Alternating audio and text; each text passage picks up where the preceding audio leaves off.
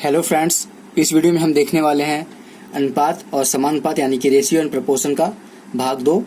और इस वीडियो में हम देखेंगे मॉडरेट लेवल के क्वेश्चंस जो कि आपके सुपर टेट में आ सकते हैं। बहुत ही इंपॉर्टेंट है मॉडरेट लेवल के, यानी कि ना तो वो कठिन होंगे ज़्यादा, ना तो वो सरल होंगे। तो सुपर टेट जैसा कि आपको पता है कि सी टेट और यूपी टेट से ऊपर का एग्जाम होता है, तो थोड़ा सा उसमें हो सकता है कि टफ क्वेश्चन आ जाए। और सी टेट और यूपी टेट के लिए भी ये पूरी वीडियो बहुत ध्यान से देखिएगा। तो चलिए दोस्तों, पढ़ना शुरू करते हैं।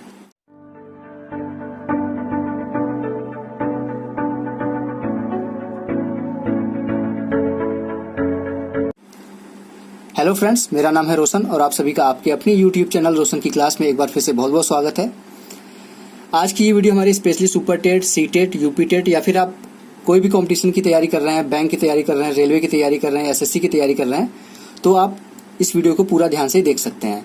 इस वीडियो में मैं आप लोगों को नॉर्मल तरीके के जो रेशियो और प्रोपोर्शन यानी कि अनुपात समानुपात के प्रश्न होते हैं वो दिखाऊंगा, और जो आयु से आधारित यानी कि एजेस से रिलेटेड जो प्रश्न होते हैं वो सारे प्रश्न इस वीडियो में मैं आप लोगों को दिखाऊंगा।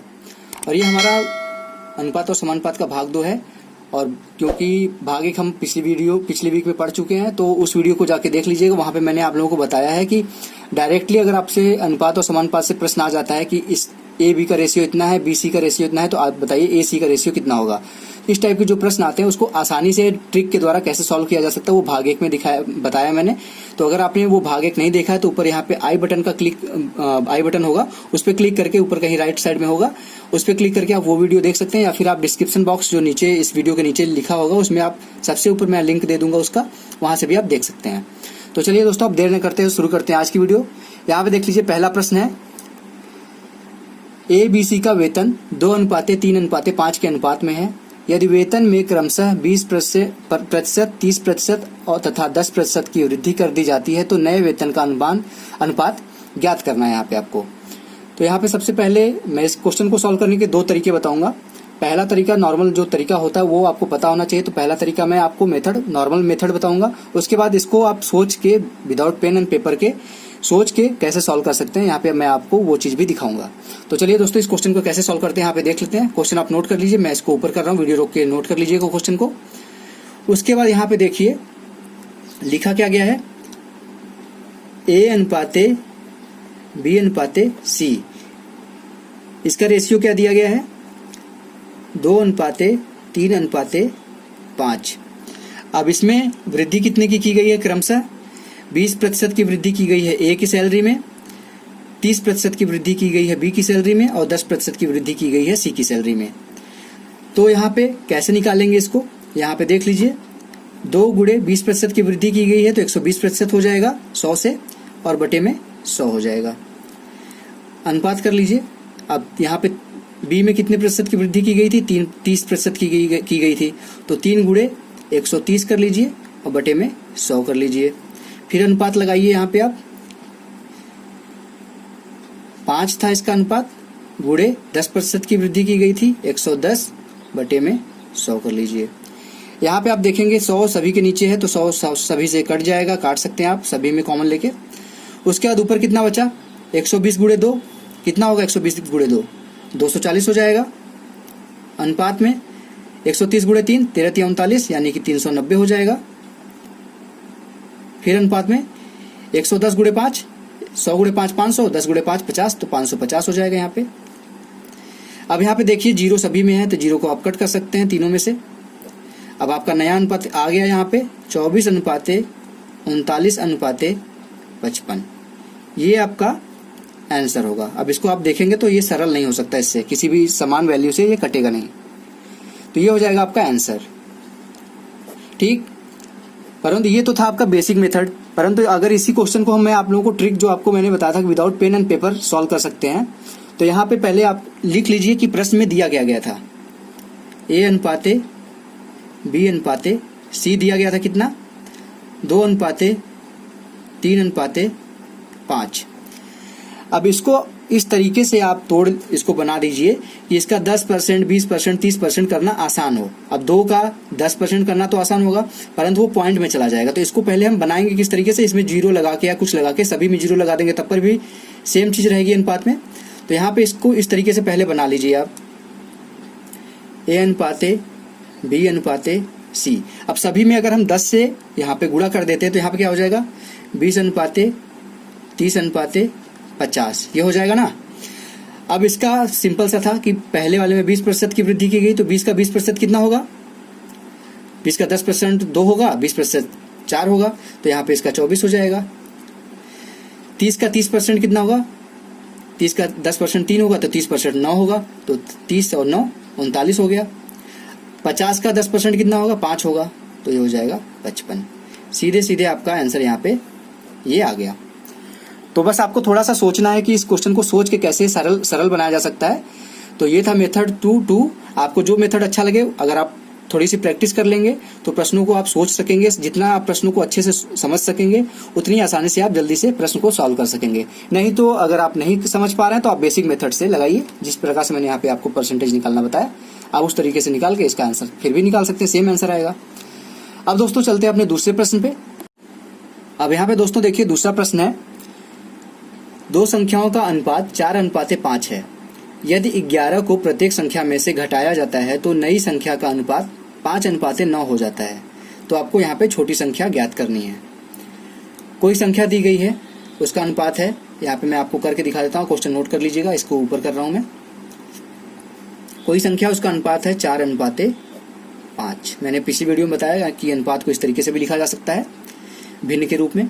अब हमको संख्या पता नहीं है तो हम इस तरीके से डायरेक्ट नहीं लिख सकते कि 4/5 लिख दें। हमको संख्या नहीं पता तो इसके साथ हमको कुछ ऐड करना पड़ेगा। 4x मान लीजिए, इसको 5x मान लीजिए। इसका अनुपात दिया गया संख्याओं का। अब बोल रहा है कि इन संख्याओं दोनों में से 11 को अगर घटा दिया जाए, 11 को ऊपर से और 11 को नीचे से घटा दिया जाता है तो नया जो अनुपात आता है वो आता है 5:9, यानी कि 5/9। अब यहाँ पे आपसे पूछ रहा है कि छोटी संख्या ज्ञात करनी है। तो यहाँ पे देख लीजिए छोटी संख्या कौन सी होगी, 4x और 5x है। तो किसी संख्या में 4 से गुणा करिए या किसी संख्या में 5 से गुणा करिए, तो छोटा कौन सा होगा, जिस संख्या में 4 से गुणा होगा। तो ये 4x की वैल्यू आपको बतानी है। तो यहाँ पे देख लीजिए, इसको सिर्फ अब कुछ नहीं करना है, जो मैंने अभी इस क्वेश्चन को पढ़ के ये लिखा है उसको सॉल्व कर लीजिए, आपका आंसर आ जाएगा। 9 का गुणा इधर ऊपर होगा, 5 का गुणा 5 में इसका गुणा हो जाएगा। दोनों को एक समांतर श्रेणी में कर लीजिए, एक लाइन में कर लीजिए। तो 9 का इसमें करेंगे तो 9 चौक 36 हो जाएगा, 36x। अब 9 का गुणा 11 में करेंगे तो कितना आएगा, 99 आएगा। बराबर कर दीजिए, 5 का गुणा 5 में करेंगे तो कितना आएगा, 25x। और 5 का गुणा 11 में करेंगे तो कितना आएगा, 55। अब यहाँ पे देख लीजिए 36x में से 25x माइनस होगा, 36x माइनस 25x बराबर इधर जाएगा तो कितना हो जाएगा, 99 हो जाएगा और माइनस के 55 होगा। अब 36x में से 25x जाए तो कितना होगा, 11x बराबर इधर कितना बचा, 44। x बराबर कितना आ गया आपका, 4। x बराबर तो आपका आ गया 4, बट यहाँ पे पूछ क्या रहा है, छोटी संख्या क्या थी, 4x थी। 4x मतलब 4 गुणे 4 बराबर 16। छोटी संख्या आपकी 16 आ जाएगी। आशा करता हूँ आप लोगों को समझ में आ गया होगा ये प्रश्न। यहाँ पे देख लीजिए, इसका आंसर आ जाएगा 16। छोटी संख्या 16 हो जाएगी और बड़ी संख्या अगर पूछा जाए तो क्या हो जाएगी, 5 गुणे 4 कर देंगे तो 20 आ जाएगी।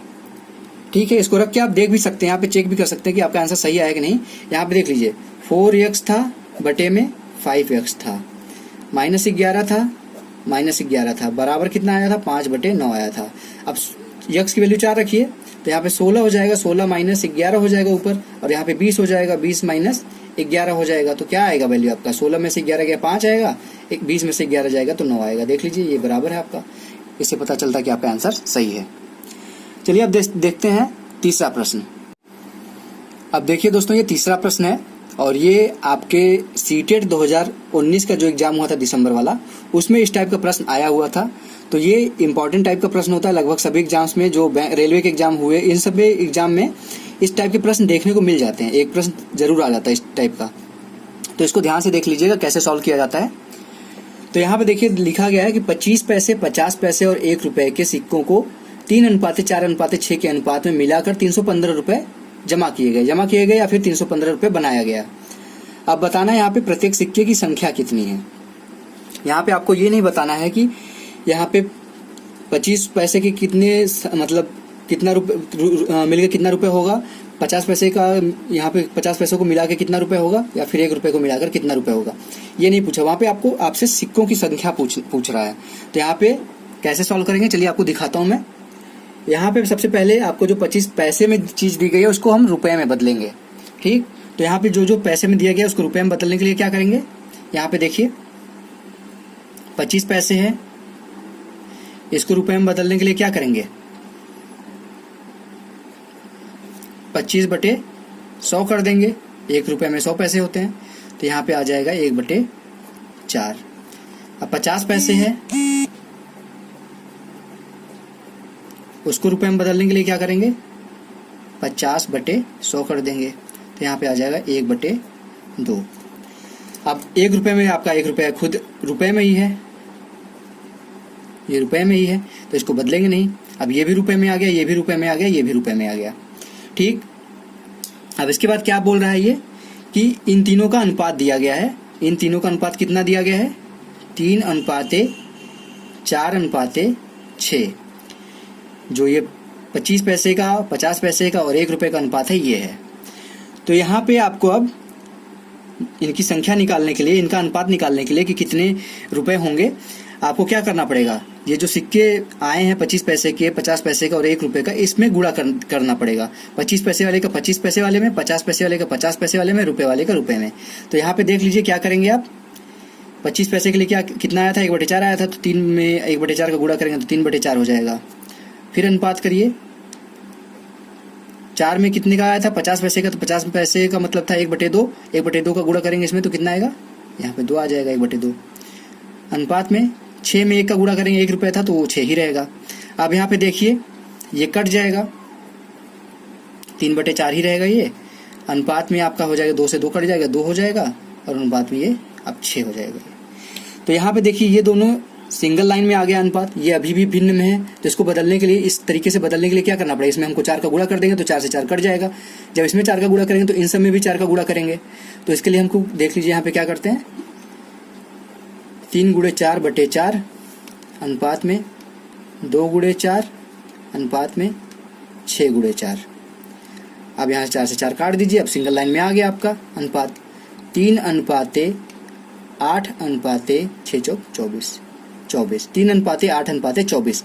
इस अनुपात में आपको इतने रुपए हैं, मतलब कि 25 पैसे की जो संख्या है इस अनुपात में है, 50 पैसे की जो संख्या है रुपए का वो इस अनुपात में है, और 1 रुपए की जो संख्या है वो इस अनुपात में है। अब इन तीनों को मैंने बताया था पहली वीडियो में कि जो भी अनुपात होगा अगर इसको पूरा जोड़ दिया जाए तो जोड़ने पे कितना आएगा, 24, 8, 32, 3, 35। अब टोटल इसको जोड़ने पे कितना रुपए हो रहा था, तो यहाँ पे क्वेश्चन में दिया गया था 315। मैंने बताया था ना पिछली वीडियो में कि जो भी अनुपात होगा वो 100% के बराबर होगा कि नहीं होगा।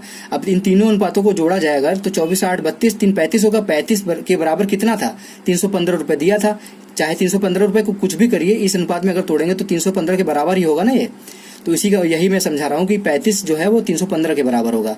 तो अगर 35 315 के बराबर हो गया तो 1 किसके बराबर होगा, 35 9 होता है, 35 धाम 350 होता है, उसमें से 1 घटा देंगे 35 तो 315 आ जाएगा। तो 1 जो होगा यहाँ पे वो 9 के बराबर होगा। ठीक, जब 1 9 के बराबर होगा तो 1 9 के बराबर यहाँ पे रख दीजिए। 3 की जगह पे क्या आएगा, 3 × 9 हो जाएगा, अनुपात में 8 × 9 हो जाएगा, अनुपात में 24 × 9 हो जाएगा।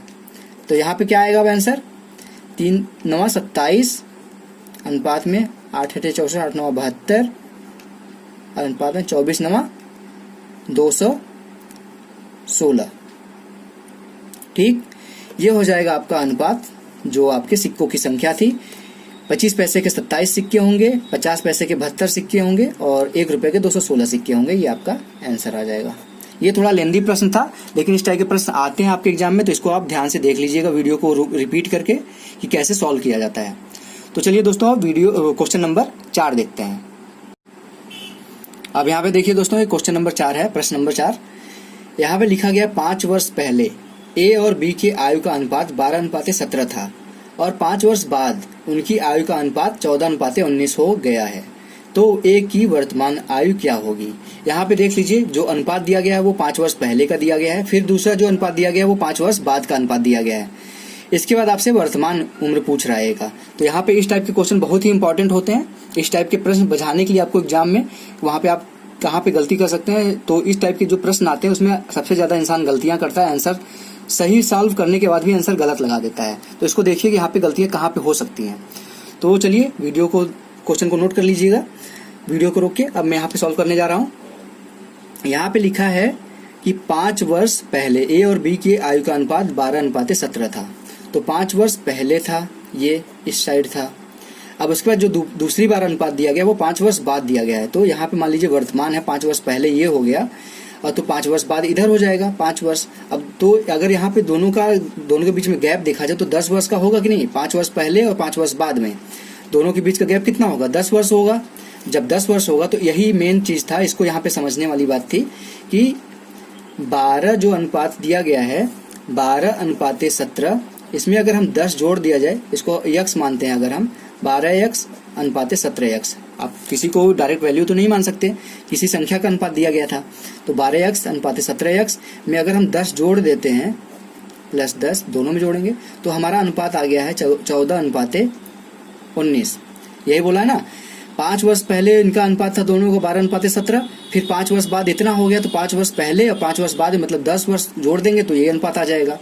अब सिंपल सा काम करना था, इसका इधर गुणा कर दीजिए, इसका इधर गुणा कर दीजिए, हो जाएगा, आपका आंसर आ जाएगा, यह की वैल्यू आ जाएगी।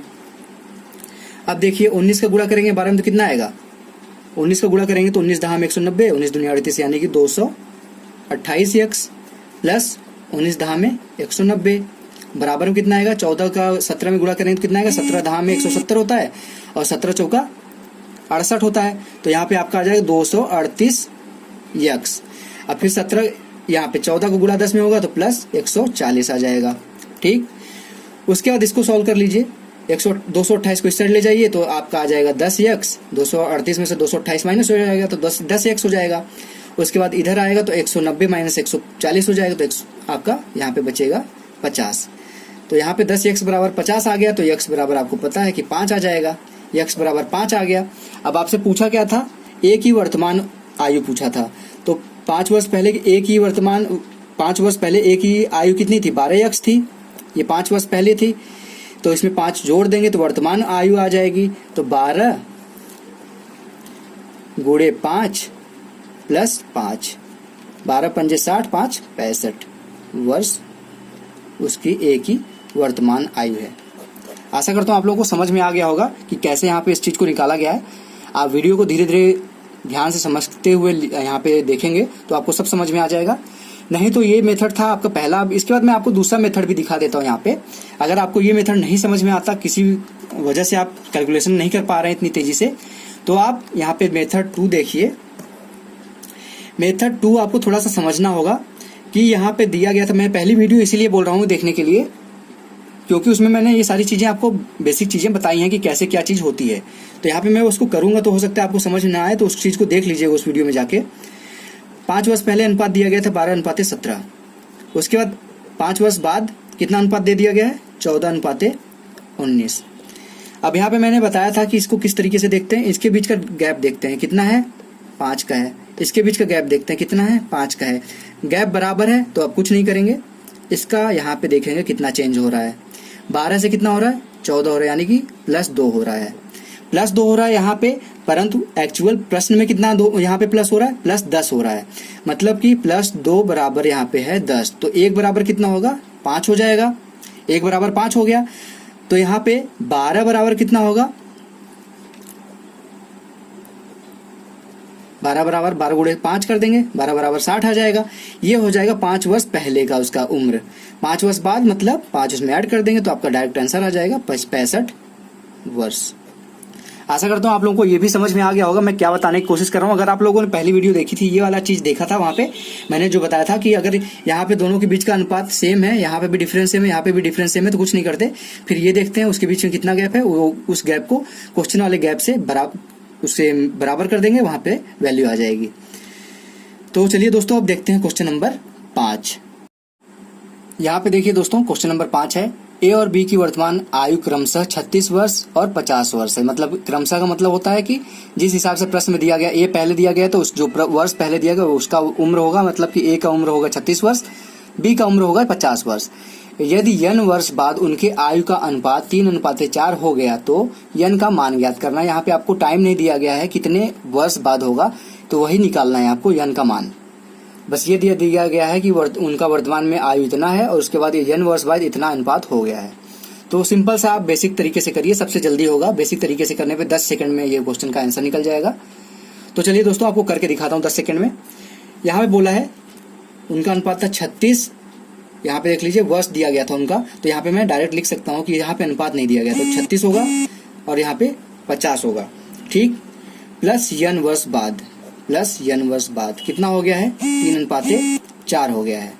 अब कुछ नहीं करना आपको, मैंने बताया इधर को गुणा इधर करिए, इधर गुणा इधर करिए, 36 चौका 144 हो जाएगा, प्लस 4n हो जाएगा बराबर 50 यहाँ 150 प्लस 3n। 150 को यहाँ रखिए, 144 को इधर ले जाइए तो 6 आ जाएगा, और 4n माइनस 3n करेंगे तो n बराबर 6 आ जाएगा। 6 वर्ष बाद उनके बीच का अनुपात 3:4 हो जाएगा। तो यहाँ पे देख लीजिए कितना टाइम लगा, कुछ नहीं टाइम लगा। क्वेश्चन पढ़ने में इतना टफ लग रहा था, उसके बाद सॉल्व करने में क्वेश्चन को आप रखते जाइए, आपका आंसर तुरंत आ जाएगा। तो चलिए दोस्तों अब देखते हैं क्वेश्चन नंबर 6। यहाँ पे दोस्तों देखते हैं प्रश्न संख्या 6। यहाँ पे देखिए प्रश्न दिया गया है ए और बी के वर्तमान आयु का अनुपात 3:1 है। 4 वर्ष पूर्व उनकी आयु का अनुपात 4:1 था, तो ए की वर्तमान आयु ज्ञात करनी है आपको। तो देखते हैं इस क्वेश्चन को, सिंपल जैसे मैंने अभी बताया बेसिक तरीके से उसी तरीके से सॉल्व करते हैं, उस पर रखते जाते हैं प्रश्न पढ़ के चीजें को, आपका देखिए कितनी जल्दी आंसर आ जाएगा। यहाँ पे बोल रहा है आपसे ए और बी के वर्तमान आयु का अनुपात। पिछले प्रश्न में यहाँ पे उम्र दे दिया गया था, तो इसलिए हमने डायरेक्ट उसको रख दिया था। यहाँ पे अनुपात दिया गया है तो इसको हमको यक्स मान के रखना पड़ेगा। तो यहाँ पे वर्तमान आयु का अनुपात कितना है, 3x बटे में 1x करिए या फिर यक्स करिए। अब उसके बाद बोल रहा है कि 4 वर्ष पूर्व मतलब 4 वर्ष पहले। 4 वर्ष पहले के लिए क्या करेंगे, यहाँ पे 4 माइनस कर देंगे, ऊपर से 4 माइनस कर देंगे नीचे से। अब ये किसके बराबर हो गया है, 4:1 के। अब कुछ नहीं बचा क्वेश्चन में, तिरछे गुणा करिए, आपका आंसर आ जाएगा। यहाँ पे 1 का गुणा ऊपर करने कुछ अंतर नहीं होगा, 3x माइनस 4 रहेगा, इधर 4 का गुणा x में होगा तो 4x हो जाएगा, माइनस 16 हो जाएगा, ठीक। 4x को के साइड 3x को ले जाएंगे तो 4x माइनस 3x क्या आ जाएगा आपका, 4x माइनस 3x x आ जाएगा। उसके बाद यहाँ पे -4 है, इधर आएगा तो प्लस -16, इधर आएगा तो प्लस 16 हो जाएगा। प्लस 16 माइनस 4 कितना हो जाएगा, 12 आ जाएगा। तो यहाँ पे देख लीजिए x बराबर आपका आ गया 12। अब यहाँ पे आपसे पूछा क्या था, अब यहाँ पे देखिए आप लोग कभी कभी देखिए अगर ऑप्शन में वहाँ पे x बराबर 12 दिया, वहाँ पे आंसर 12 दिया रहेगा तो आप लोग कभी कभी गलती से इतनी हड़बड़ी में जल्दीबाजी में रहते हैं कि इसका आंसर 12 लगा के आगे चले जाएंगे, परंतु यहाँ पे आपका आंसर 12 अभी नहीं आया। आपसे पूछ रहा है कि ए की वर्तमान आयु कितनी है। वर्तमान आयु ए की कितनी थी, 3x थी, तो x की वैल्यू अभी आई है, तो 3x की वैल्यू कितनी आ जाएगी, 3 गुणे 12 यानी कि 12 गुणे 3, तो आपका आ जाएगा 36 वर्ष। 36 वर्ष इसकी वर्तमान आयु है। ये आपका आंसर होगा, ना कि 12 वर्ष आंसर होगा। आशा करता हूँ आप लोगों को क्वेश्चन अच्छा लगा होगा। अगर अच्छा लगा तो प्लीज लाइक करते रहिएगा। अब दोस्तों देखते हैं प्रश्न संख्या 7। अब यहाँ पे दोस्तों देखिए प्रश्न संख्या 7 है। मैं डायरेक्ट प्रश्न पढ़ता हूँ। सेम उसी तरीके का प्रश्न जिस तरीके से अभी आपने छठवां प्रश्न किया, बस उसमें पूर्व क्या उम्र दिया था, अनुपात दिया था, और इसमें 3 वर्ष आगे का दिया है। उसमें पहले का दिया था 4 वर्ष, इसमें 3 वर्ष आगे का दिया है। देख लीजिए प्रश्न दिया गया है ज्ञान और वेद की वर्तमान आयु का अनुपात 5:4 है। अब से 3 वर्ष बाद उनके आयु का अनुपात 11:9 हो जाएगी। तो यहाँ पे आपको वेद का वर्तमान आयु बताना है। तो फिर भी इसको बेसिक तरीके से जैसे मैंने बताया उस तरीके से सॉल्व करके इसका आंसर बताइए आप मुझे। मैं यहाँ पे आपको वीडियो को रोक के आप इसका आंसर बताइएगा, चीटिंग मत करिएगा। इसके बाद मैं यहाँ पे आपको इसका आंसर दिखाता हूँ कैसे आएगा। यहाँ पे बोला है ज्ञान और वेद, इसको जी मान लेते हैं ज्ञान को, वेद को वी से मान लेते हैं। यहाँ पे इस तरीके से लिख लेते हैं। इनके वर्तमान आयु का अनुपात कितना था, 5x बटे में 4x कर लेंगे। अब क्या बोला है 3 वर्ष बाद, मतलब कि बाद मतलब 3 वर्ष इसमें ऐड कर देंगे दोनों में। इनका अनुपात कितना आ गया, 11:9। अब कुछ बचा है इस प्रश्न में, कुछ नहीं बचा है, आपका बन गया समीकरण। इसको आप सॉल्व करिए, आंसर निकालिए। 9 का गुणा करेंगे 5 में तो 45 आएगा, 45 से x प्लस 27 बराबर 11 चौक 44 x प्लस 33। आशा करता हूँ आप लोगों को समझ में आ रहा होगा। अब 45x माइनस 44x करिए तो x आ जाएगा, और 33 माइनस 27 करिए तो 6 आ जाएगा। तो x की वैल्यू आ गई 6। परंतु यहाँ पे फिर वही चीज होगी, यहाँ पे x की वैल्यू नहीं निकालनी थी, आपको क्या निकालना था, वेद का उम्र निकालना था वर्तमान में। तो वर्तमान में वेद का कितना था, 4x था। देख लीजिए v लिखा है तो इसके सामने, इसीलिए मैंने v और g लिख दिया था, जिससे आप गलत ना करें। तो 4x बराबर x बराबर 6 आ गया, तो 4x बराबर कितना आ जाएगा, 4 गुणे 6, तो आपका यहाँ आ जाएगा 24 वर्ष। वेद की वर्तमान आयु है 24 वर्ष। ये आपका आंसर हो जाएगा। तो ये था आज का अनुपात और समानुपात का वीडियो सीरीज। आप लोगों को आशा करता हूँ आज की वीडियो अच्छी लगी होगी। इतने अगर प्रश्न आप लोग कर लेते हैं तो आपके सुपर टेट, खासतौर से अगर आप सुपर टेट की तैयारी कर रहे हैं या सीटेट की तैयारी कर रहे हैं या फिर आप यूपी टेट की तैयारी कर रहे हैं, तो इतना आप लोगों के लिए काफी है। इससे ज्यादा हाई लेवल के क्वेश्चन आपके एग्जाम में नहीं आएगा, इसी लेवल के प्रश्न आएंगे, इसी में आपको घुमा फिरा के प्रश्न देगा। तो अगर आप प्रैक्टिस किए रहेंगे प्रश्न को, तो किसी भी तरीके का प्रश्न आ जाएगा, आप उसको हल कर लेंगे। तो आशा करता हूँ आप लोगों को दोस्तों पसंद आया होगा ये वीडियो। अगर पसंद आया तो प्लीज़ लाइक कर दिया करिए, मुझे अच्छा लगता है। प्लीज़ लाइक करने पे मुझे मोटिवेशन मिलता है, तो एक लाइक जरूर किया करिए। आपका लाइक करने से कुछ नहीं जाएगा, सिर्फ लाइक बटन पे क्लिक कर देना है।